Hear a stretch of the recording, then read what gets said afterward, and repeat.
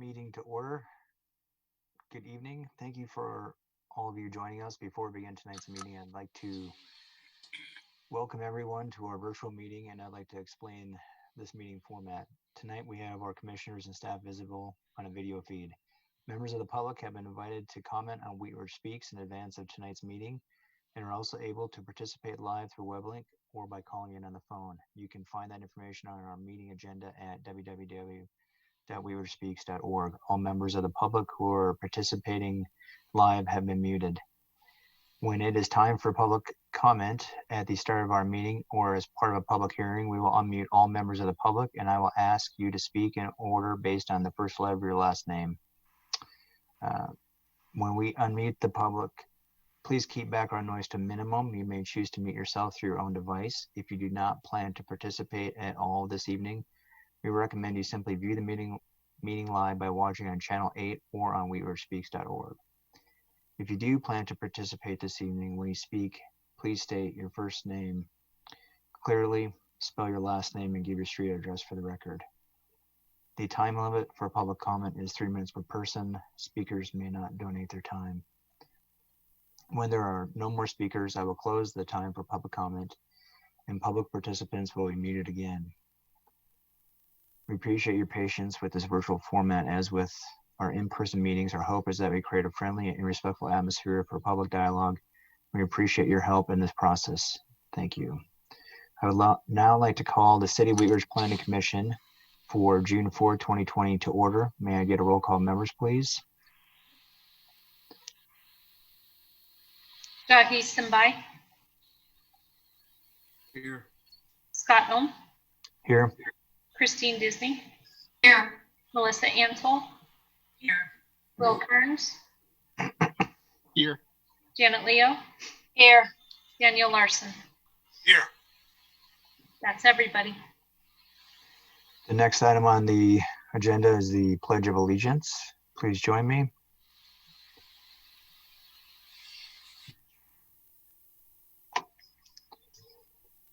I pledge allegiance to the flag of the United States of America, and to the republic for which it it stands, One nation, under under God, God, indivisible, with liberty and justice for all.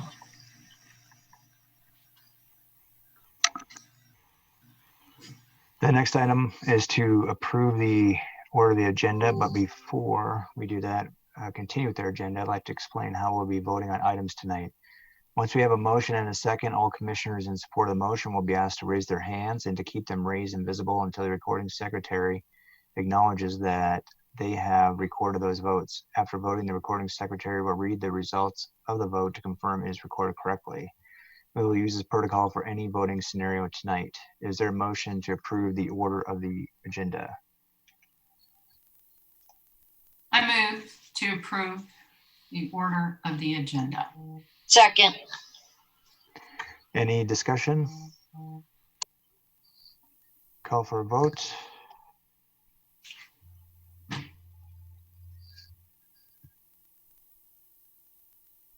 Motion approved 7-0. Thank you. The next item is the approval of minutes for April 16, 2020. So moved. Is there a second? Second. Any discussion? Call for a vote.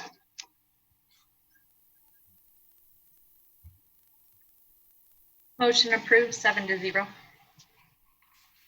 We will now move on to the public forum.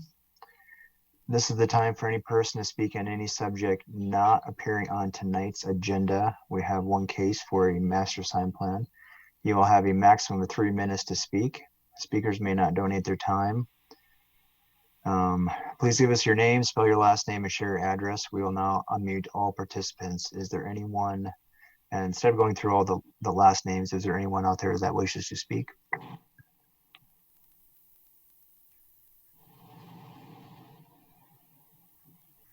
Mr. Chairman, I'd be happy to make a statement if that is possible.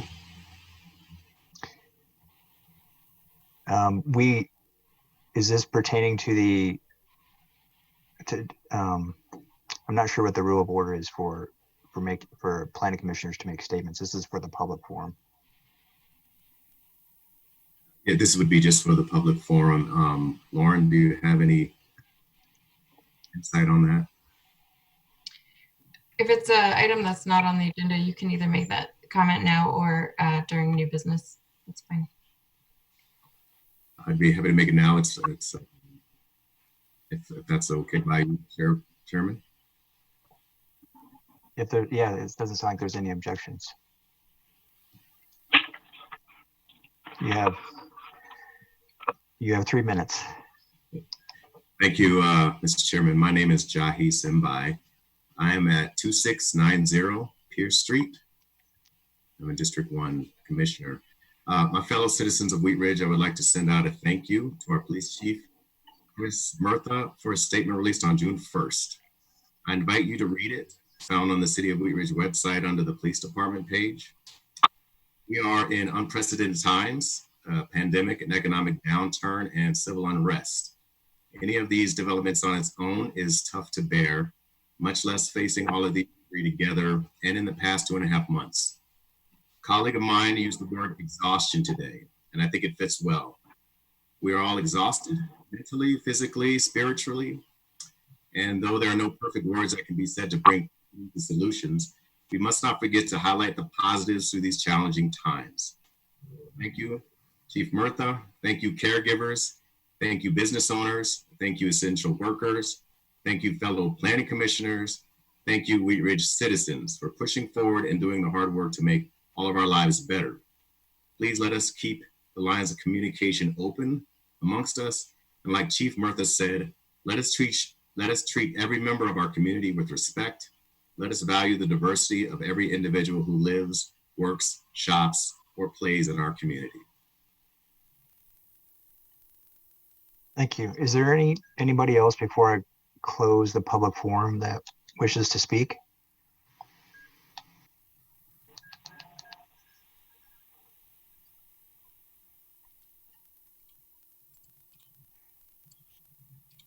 Is there anybody else that wishes to speak before I close the public forum?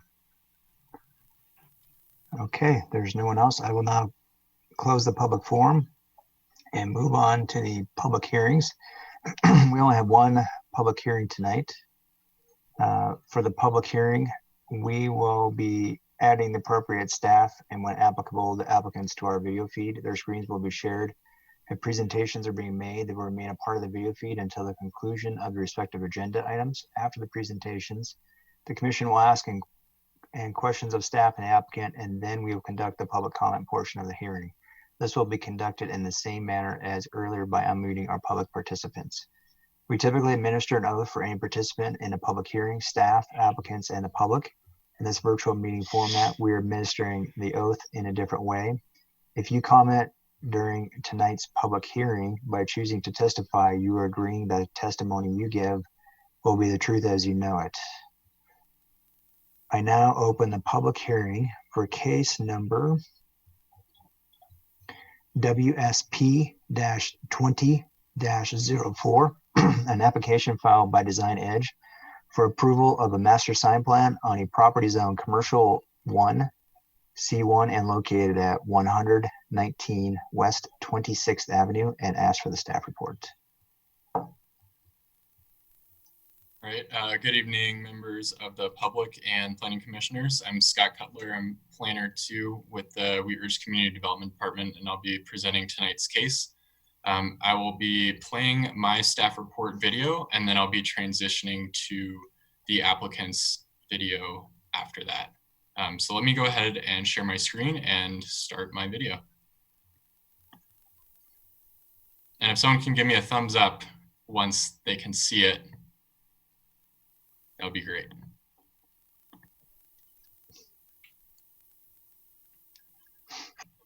All right, let's get started.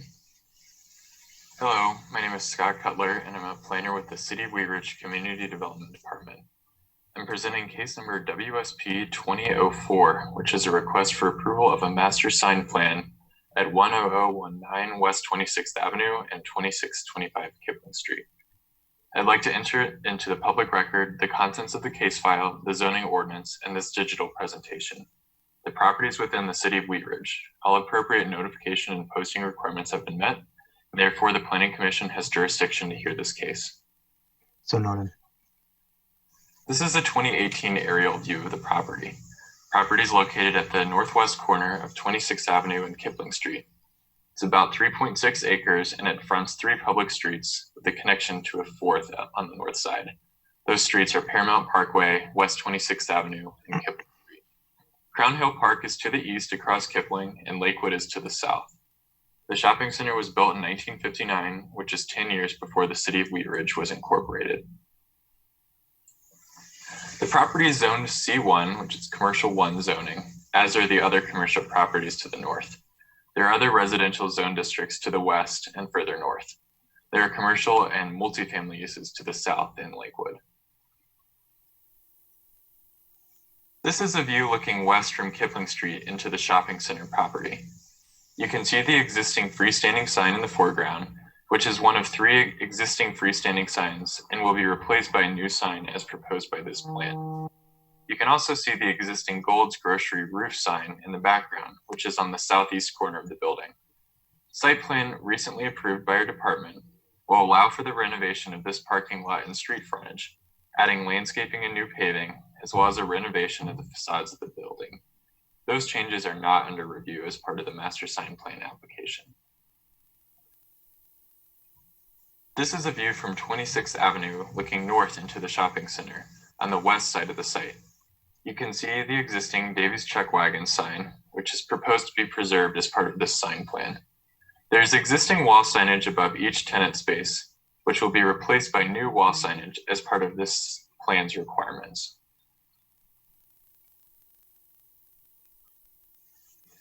Purpose of a master sign plan is to encourage well-planned, well-designed, and unified signage for a large property while still allowing for the identification of individual businesses and buildings. It can vary from the sign code, which is Article 7 of Chapter 26. It is essentially like a plan development for signage and is approved by the Planning Commission and recorded with Jefferson County. Not all properties are eligible for a master sign plan.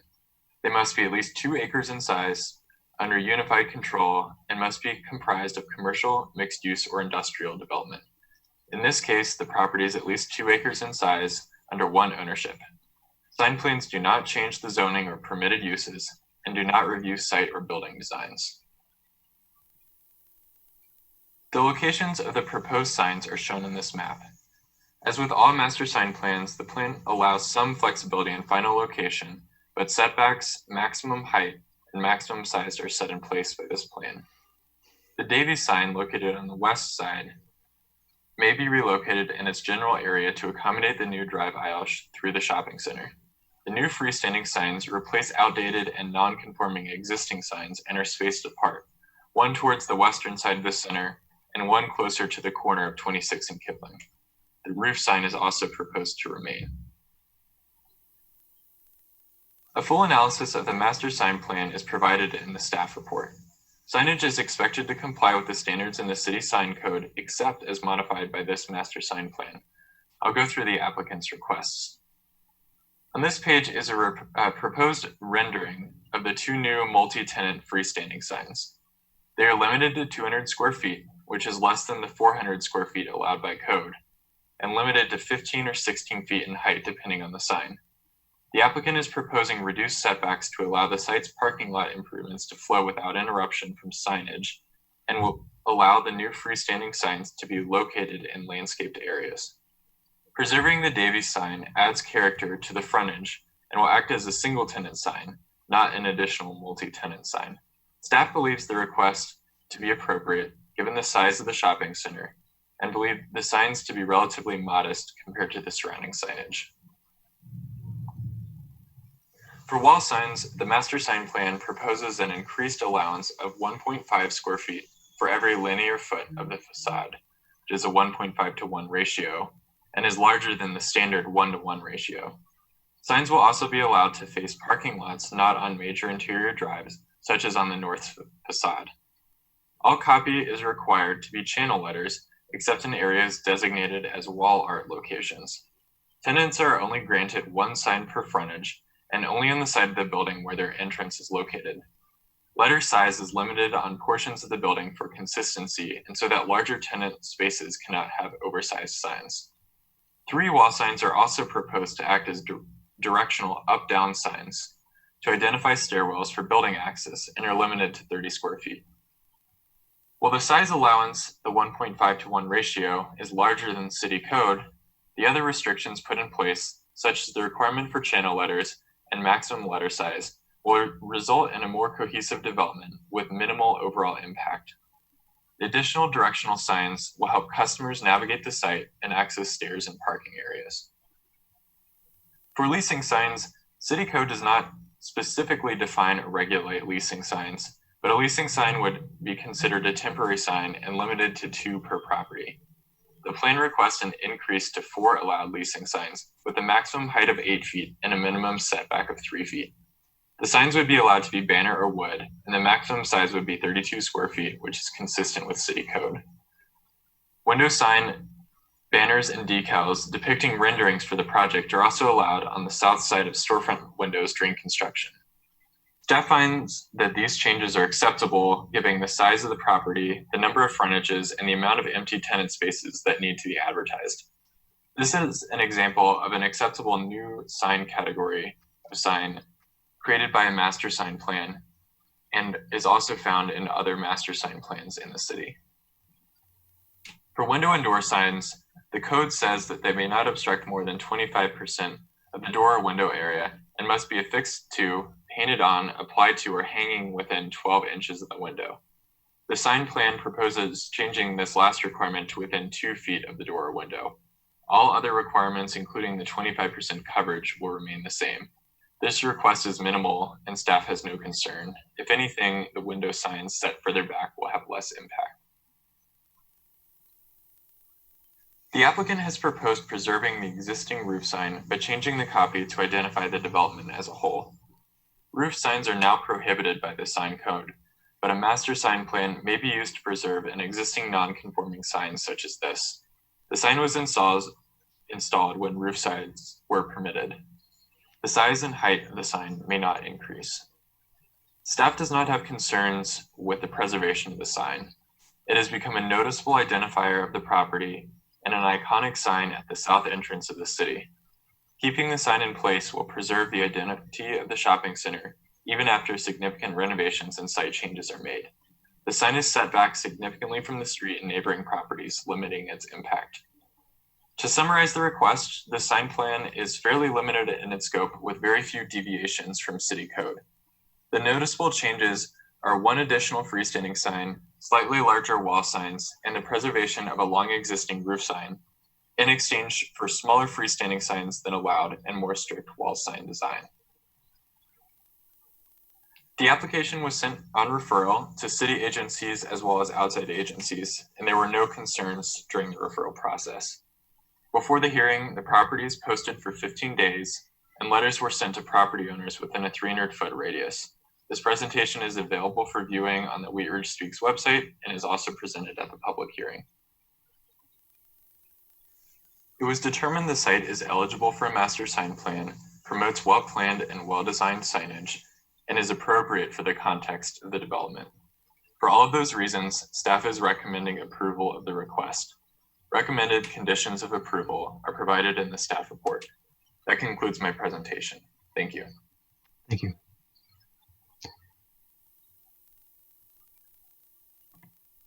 All right, and now I will share the applicant's video. Give me just a minute.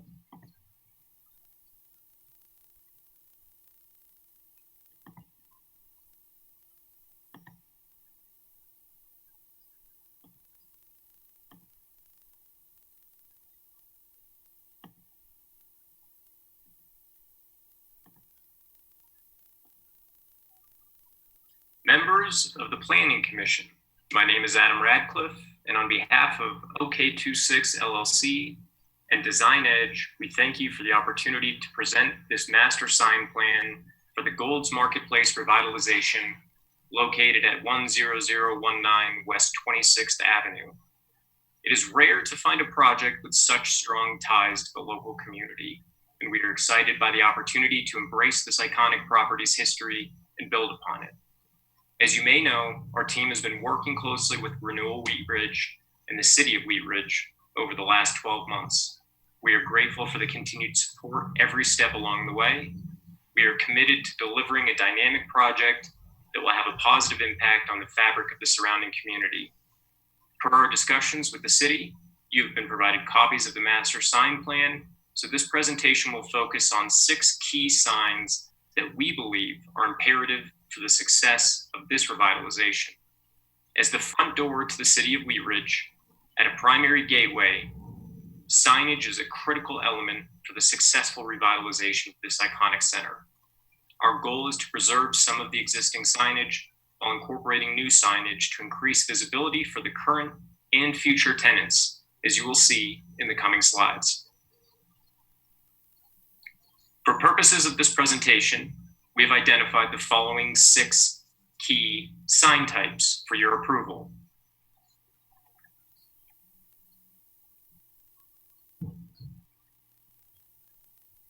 The aerial photograph and corresponding red dots labeled A through F show the locations of sign types existing at the property today. Whereas this image identifies the same signage as overlaid upon a rendering of the proposed revitalization. Sign type A is the iconic Gold's Grocery roof-mounted sign. This existing sign is a beacon for the Wheat Ridge community. As we have learned through extensive conversations, the majority of community stakeholders refer to this property as the Gold Center. Taking their feedback into consideration, we are excited to retain, restore, and update this nostalgic sign as shown in the rendering. We will maintain the Gold's letters to pay homage to the property's history while replacing the word grocery with marketplace to highlight the key project goals of a vibrant, diverse, and local community-centric asset. Sign type B represents the replacement of the existing Kipling Street monument sign to enhance the appearance of this important primary gateway intersection. Because of the existing conditions of the building and the goal to enhance the project through additional landscaping, the monument sign is located with size and location adjustments to conform to the setbacks required.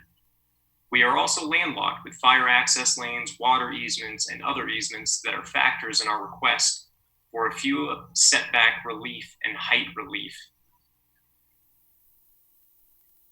Colors and masonry materials shall match the existing building to help tie the center together and create a sense of continuity on the 3.5-acre property. Sign type C represents the replacement of the existing 26th Avenue monument sign. The monument sign will match the Kipling Street monument sign and greatly improve the placemaking and streetscaping along 26th.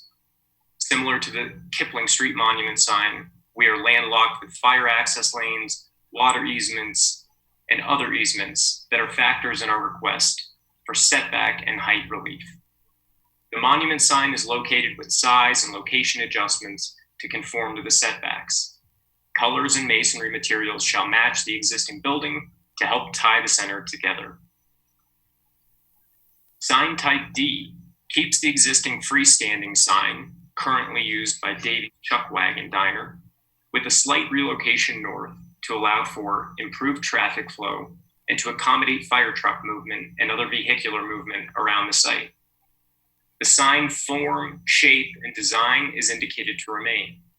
The sign would have the potential to be reclad and changed for a future restaurant tenant. This design would be submitted under the sign permit process as required by the city and will remain in conformance with the master sign plan. Sign type E represents wayfinding and directional wall signs for connectivity between the north and south parking areas. We are indicating some additional steel framing that ties to our roof screens entry feature at the east end cap unit, and painted wall tenant directories. With 360-degree access for tenants, these locational signs help in providing connectivity for tenants on the north and the south, and connecting pedestrians across, through, and around as well from the parking areas on both the east, west, north, and south sides of the site. Sign type F represents removal of the existing low-slung A-frame and Paramount Bowl sign, as well as the internally illuminated cocktails and food sign. As shown on the following rendering, this would be replaced with a new standing seam metal A-frame to match the existing A-frame at the former Gold's Grocery storefront.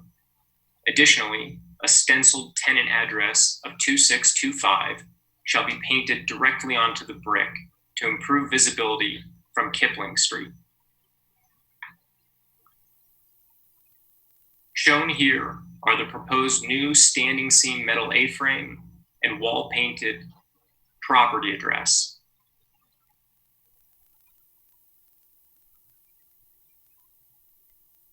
These are the key areas that we wanted to highlight for your consideration. This concludes our presentation. Andy Ulrey with DesignEdge and Adam Radcliffe with OK26 LLC are available for questions on this call. Thank you again for your time and consideration. Thank you.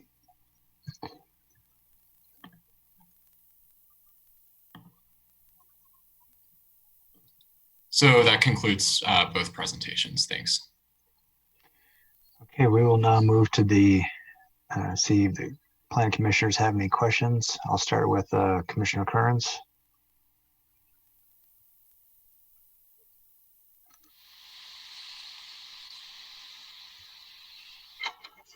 Sorry, I had to unmute. Okay, couple of questions. The sign that's standing on top of the building, the iconic sign, the Gold's Grocery sign, will it be expanded horizontally, or do you keep the same sign dimensions?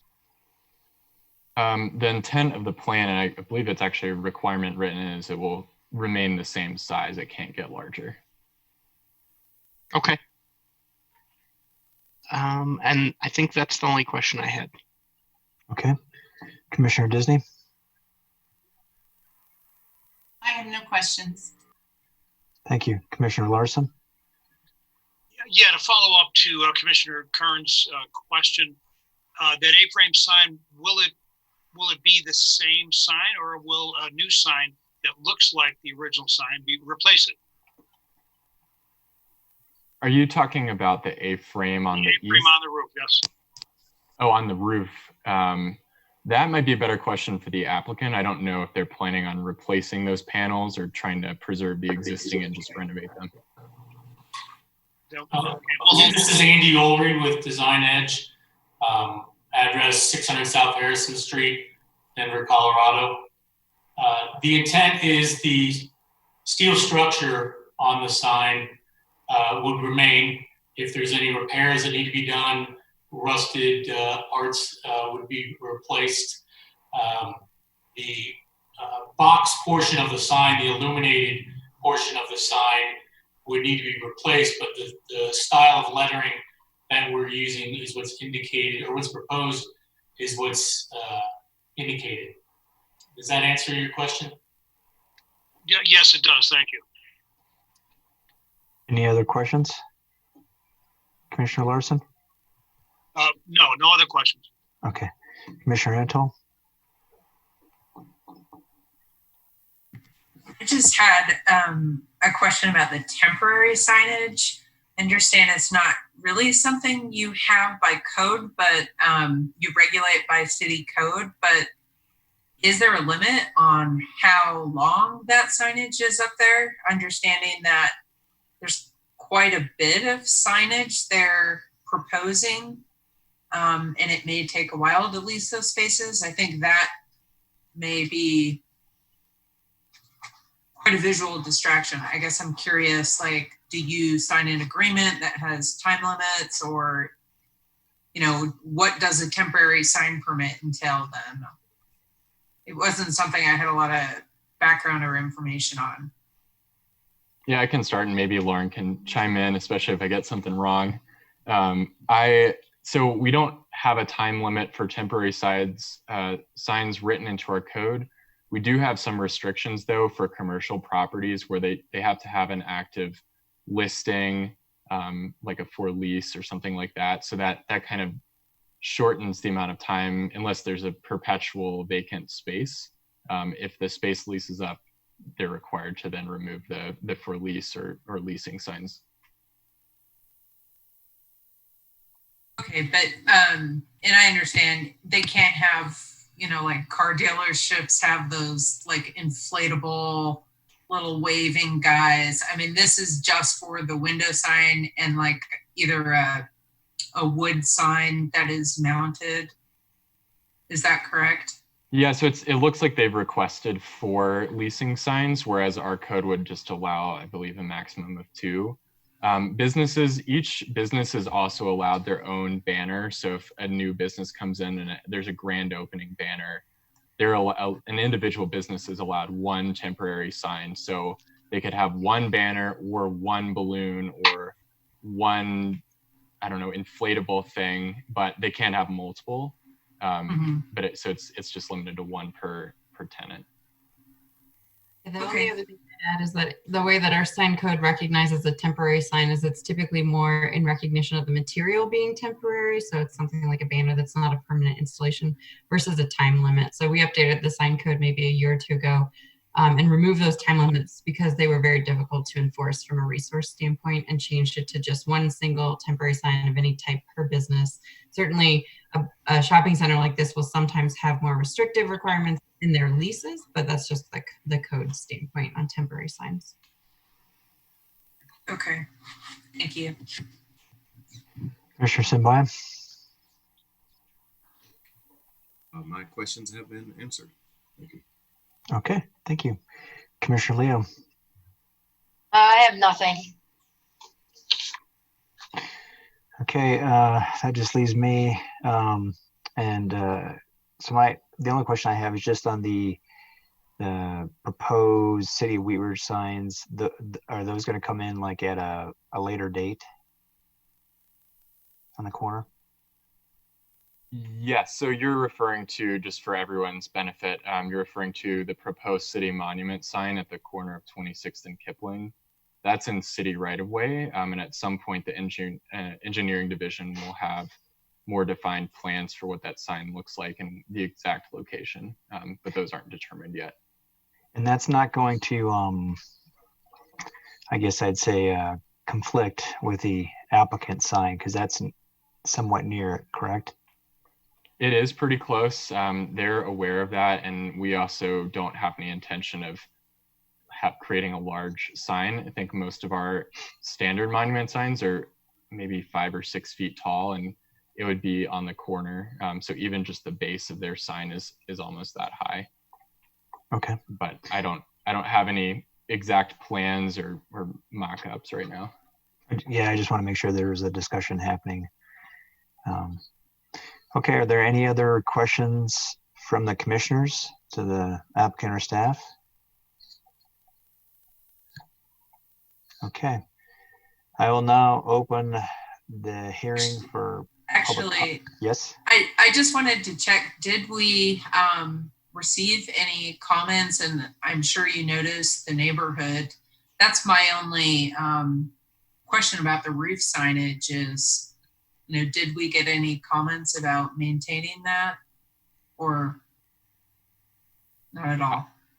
When we posted the property and had all of our notice, we had a few inquiries from the neighborhood and some adjacent business owners about just kind of generally what's going on at the shopping center, but nothing that I've heard specifically about the roof sign. I know perhaps the property owners or the applicant may have talked to other community members, but nothing specifically about the roof sign. All right, thank you. Okay, I will now open the hearing for public comment. If you wish to comment on this case, you will have a maximum of 3 minutes to speak. Speakers may not donate their time. When I recognize you, please give us your name, spell your last name, and give us your address. Is there anybody in the audience that wishes to speak? Hi, this is Vivian. Did you hear me, Scott? Yes. Hello, Vivian. Could you, we know your name, but could you give us your last name and Sure. your address, please? Yes. Last name Voss, V as in Victor, O, S as in Sam, 6920 West 47th Place. Most of my comments are questions that I watched the both presentations as well as listened to them again now, and I just didn't have answers. So do you want me to ask one at a time to be answered, or all in a group and you can answer them off? Yeah, I think the easiest. Yeah, I think if you could just give us all your questions, I'll type them, and then we'll ask the staff and applicant after I go through all the other attendees. And I don't know if there'll be that many attendees tonight or not, so it might be a short wait. All right.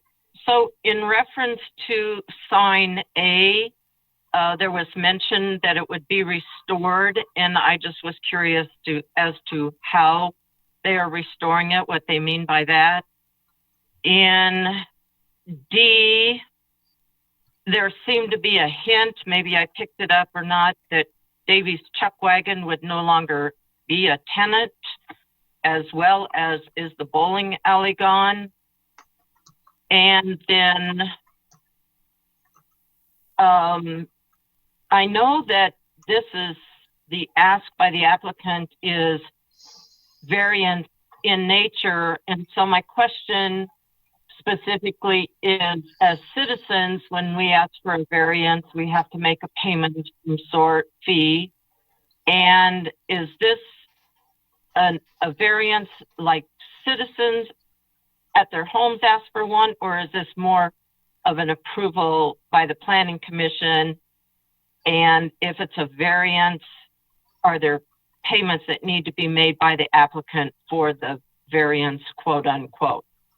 And I need some kind of an explanation. I don't have my computer up to do a visual, but I didn't understand the 2 feet, not 12 inches at the window signage being asked as a variance. And those are my questions. Thank you. Okay, thank you. Is there anybody else in the audience that wishes to speak? I saw that Celine had her hand raised. Celine, if you can unmute yourself. Hello, this is Selena Ruiz, S-E-L-E-N-E, last name R-U-I-Z, 11 Paramount Parkway. I have 2 questions, and one of them is related to the signage. And it is if there's bright colors that can be seen at night, like neon signage. I live very close to this site. And then the second one, I'm not really sure that is appropriate for this meeting. Maybe there's going to be subsequent meetings, but the question is more related to the safety of the area. The area has been used for a very long time as a dumpster, the parking lot, so if that's being considered. And then the second one is the traffic, a traffic study in regards to the northwest entrance to the shopping center, if that's expected to increase, and if so, how would we control the speeding and the volume of traffic? Those are the questions. Okay, thank you. Is there anybody else that wishes to speak? We have one more person joining us, and Okay. I'm having difficulty allowing them to speak, so I'm going to promote them. It's a Mr. Anthony Marziano, just in case he'd like to speak. See if this works. I was getting an error message. Did you want to make a comment, sir? If so, you can. No, I do not. Thank you. I'm just listening. Thank you. Sorry. Thanks.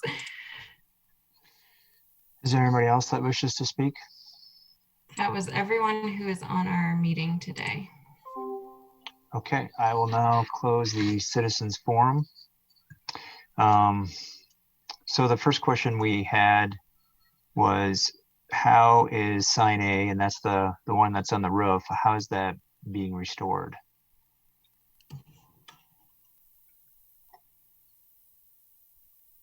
Adam, do you want to take that?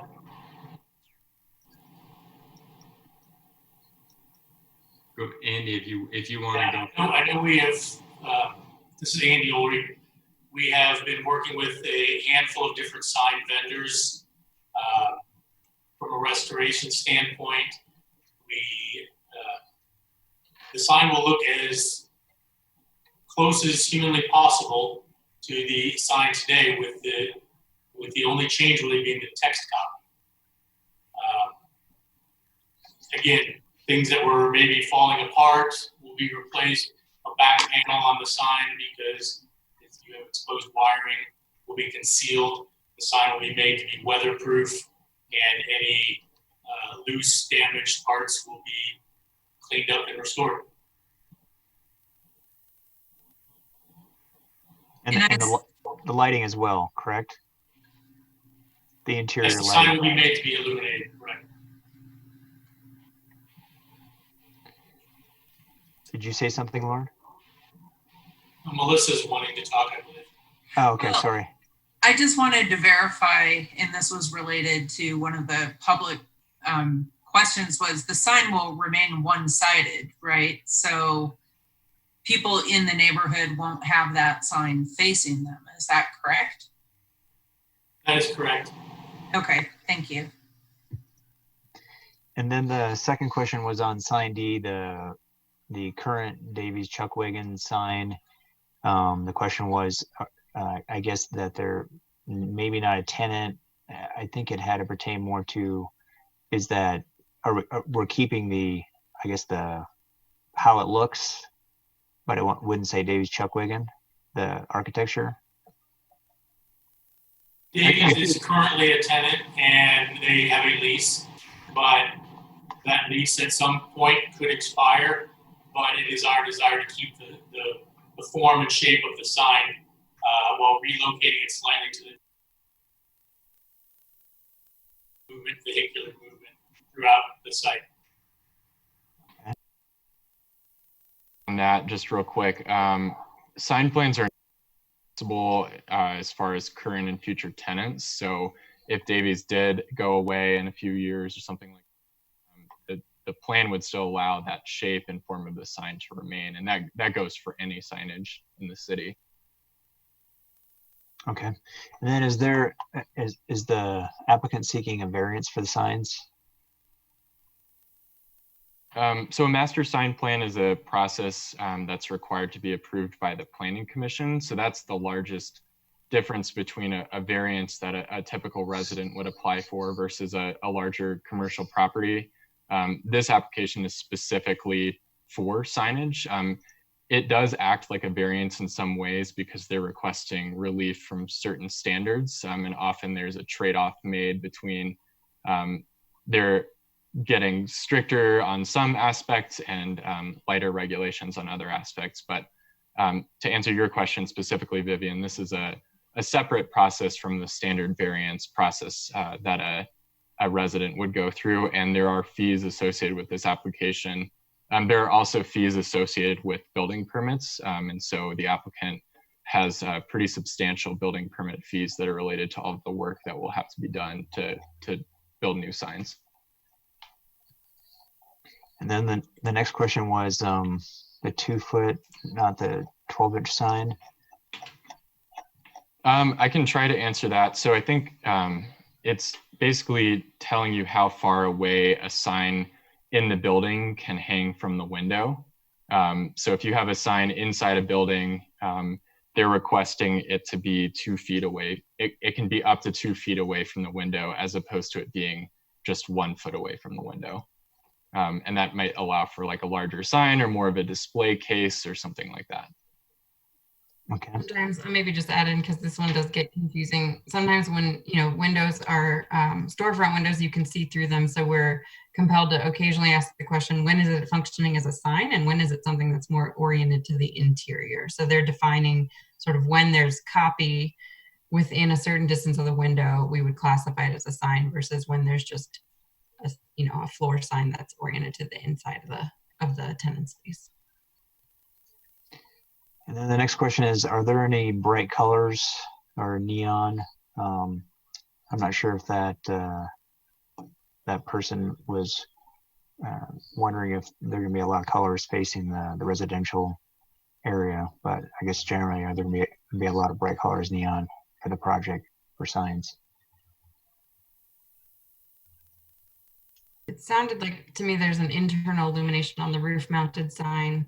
The sign code does have requirements, and those are relatively new in terms of how bright signage can be, particularly where there's changeable copy. Maybe if somebody can just clarify if there's proposed to be like a video screen changeable copy on the freestanding signs, that might help to answer the question. If there were, they would have to comply with our illumination standards. Okay.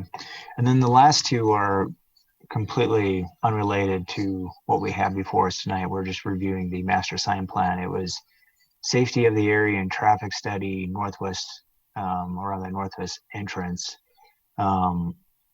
Is that something we want to discuss tonight, or is that something that they could contact you, Lauren, if they had questions, or do you want to make a statement? We can make a quick reference to that, because we have gotten a lot of positive feedback from the community and similar comments, frankly, from others who are excited to see some reinvestment in this area. So I think what we haven't covered in specifics, but you've seen in some of the renderings from the applicant, is that there is a significant investment being made across the property, landscaping, parking lots, facade upgrades. So I think that investment and the new activity at the shopping center should help with some of the more nuisance type activities that has been seen there over the years. Often we say sort of the more eyes and activity on the street, the safer it becomes. There'll be some new lighting. And then in terms of traffic, while it has been while the tenants there have not always been full and sort of robust, it is a commercial to a commercial use. So we haven't had any reason to have a concern about a traffic study, but we're always happy to talk offline and share those specific investment plans separately. Scott and my phone numbers and contact information are available on the city's website. Okay, thank you. Are there any other questions from commissioners for the staff or applicant?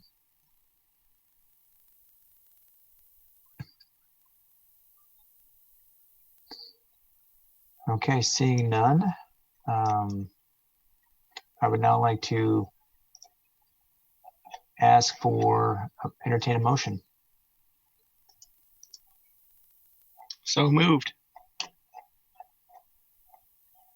We need to make a motion if you're approving or denying the project. Oh, sorry. Motion to approve the Gold's Marketplace Master Sign Plan. Mr. Chairman, do we need to actually recite the motion? It needs to be recited specifically because it has conditions. I've got it up on my screen here. Okay.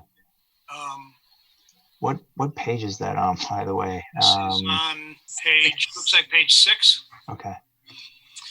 I move to approve case number WSP-20-04, a request for approval of a master sign plan on property zoned Commercial 1, located at 10019 West 26th Avenue and 2625 Kipling Street for the following reasons.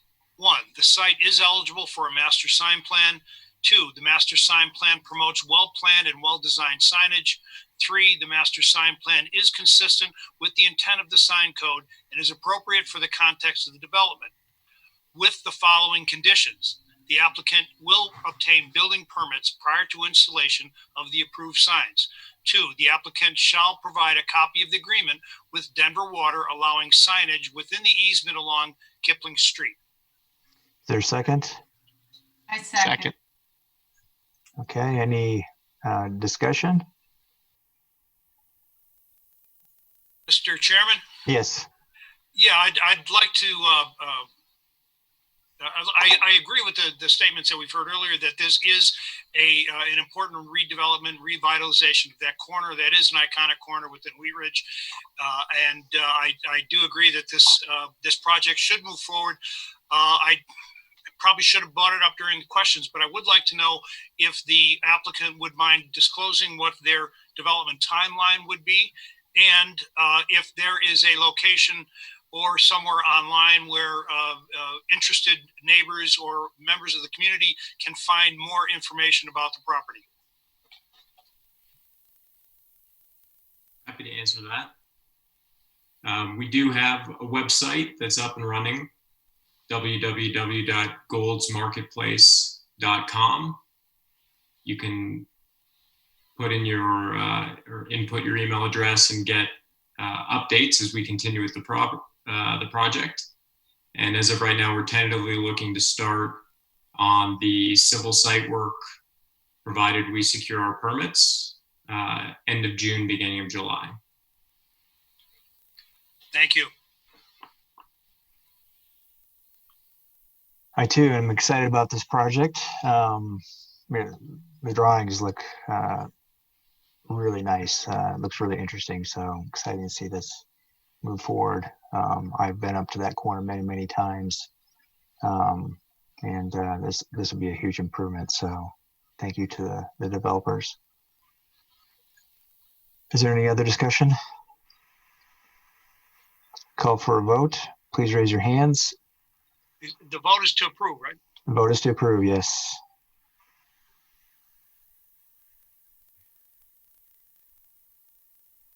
Motion approved 7-0. Thank you, everyone.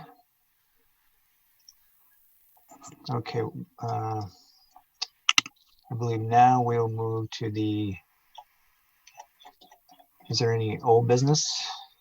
I'm just gonna thank our applicant team and then demote you again. Don't take that personally. Yeah, thank you, Adam. Very Andy. much. Thank you.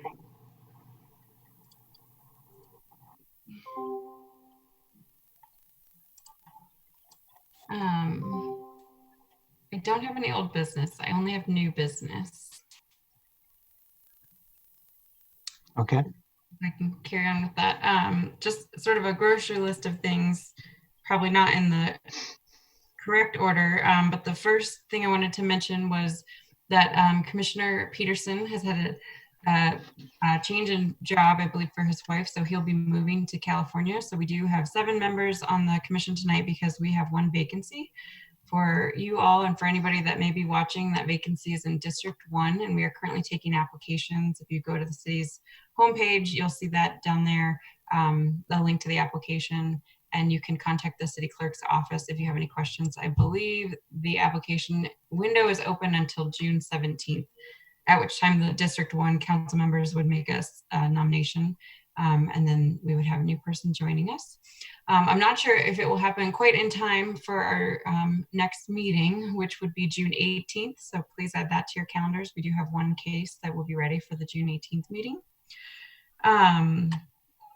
I do want to echo Commissioner Simbai's recommendation to read Police Chief Murtha's message that had been on my list too. Thank you for your comments earlier in our meeting. We're lucky to have Chief Murtha. His message to the community is on the city's Facebook page and on the police department's homepage. We certainly hope that everyone is staying healthy and safe and well and sane. It has been exhausting. Everyone has adapted pretty well on city staff to virtual processes. So we have adapted nearly every service that we have to be conducted either over the phone or online. If you've been on the website lately, you've seen that we have an opening date of June 16th. That would be very limited. So we are still encouraging everybody to get in touch with us either on phone or on email. And then if we need to help somebody in person, we'll have the ability to have some limited face-to-face appointments with all sort of appropriate social distancing and safety. We do plan to continue having virtual business meetings like this and also study sessions as you and City Council have had.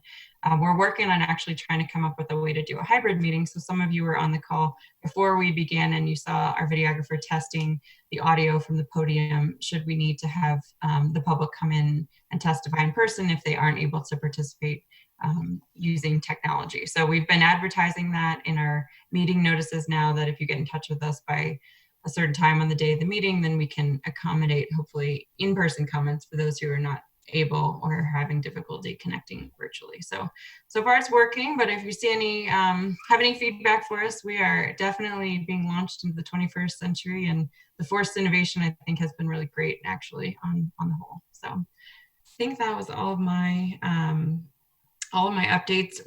One more thing maybe, we do plan to go to City Council on June 15th to give them an update on the neighborhood engagement program, and we'll be introducing Jeff Hurt, who's our senior neighborhood planner. That program was one of the highest recommendations that came out of the neighborhood revitalization strategy update. So while engagement in the COVID era looks a little different than we had originally envisioned, that's certainly something that is as important as ever to engage the community. So we'll have an update for council on the 15th, and certainly keep you all in the loop as we hope to implement that. I think that's everything I had. Tammy, Scott, did I miss anything? I don't think so. Thanks. Yeah. I think that's all I've got too. Is there anything else from any of the commissioners for new business? Commissioner Larson? Yeah, I would just direct this question to Lauren. We do have, and I've noted on my calendar, the meeting on June 18th. Can you give us possibly a preview for the rest of the summer with people looking to finally be able to take vacations? And if we will have a short calendar like we did not in May, or we're going to have more than just a couple of meetings over the summertime. We know we have a couple cases in the pipeline, so we know we'll need at least one of the July dates, and we'll make that decision as soon as we can and let you all know. I would expect probably by early next week. I'm looking at Scott for a head nod that we could probably confirm that by early next week, which of the July dates we'd use. And then further out from that? It's always a little harder to tell. There are projects that we're actively working on that will eventually come to Planning Commission. We meet on Tuesday, so we can maybe try to come up with a projection and look into our crystal ball so you can get some free time. I've been a broken record on pleading that my staff please take some time off. So mental health and breaks come first. We always appreciate your commitment to the Planning Commission, but please do what you need to do for you and your family as well. And Dan, just so you know, to have a quorum, we need 5 commissioners. So as long as we have 5, we can hold a meeting. Yeah, thanks for that. And I just like to add to that, at least on my calendar, it is preferred to have a date, even if it's just in pencil and I can erase the date, but to have that date on the calendar going out a month or two, so I know if I need to avoid scheduling something else that date, even if it's canceled, that's preferred. Great. Lauren, it's just something that we might think of. I don't know, like if we ever get back to a normal operating procedure and we're all sort of together, if it would be allowed that a member, a commissioner could come in remotely if they were out of town or something. So it's just something that maybe we should kick around and figure out.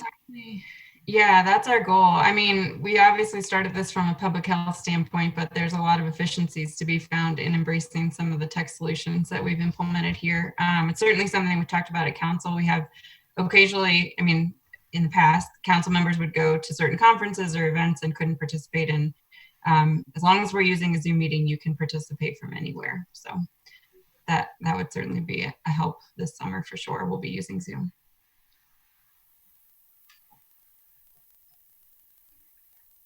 Any other questions or comments? Okay, is there a motion to adjourn? Moved. Second. Any discussion? Call for vote. Wants to leave. This is our, social interaction for the day. Goodbye. Motion approved, 7-0. Thank you, everyone. Thanks, everyone. Bye.